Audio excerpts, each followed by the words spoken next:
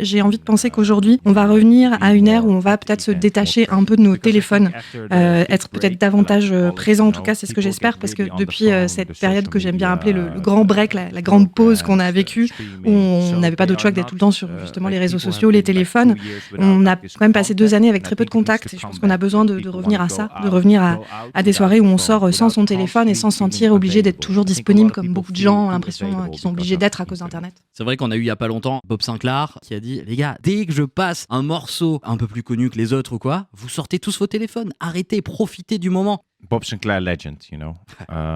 I think Bob Sinclair is very accurate. Bob Sinclair, c'est une légende. Et ce qu'il dit est évidemment très juste. C'est quelqu'un qui a vraiment fait plein de choses avant tout le monde, des choses que les gens font aujourd'hui, il les avait déjà faites avant eux. J'ai énormément de respect pour lui, on s'est croisés 2-3 fois.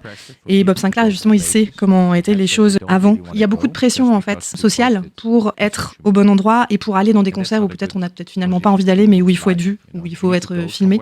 Et ça, c'est pas une bonne approche de la vie. Je pense qu'il faut aller voir les choses qu'on a envie de voir, pas les choses où on pense qu'il faudrait être là. Moi, quand je vais au restaurant, je choisis le restaurant pour la carte, parce que c'est le meilleur restaurant, pas parce que c'est le meilleur restaurant pour les réseaux sociaux.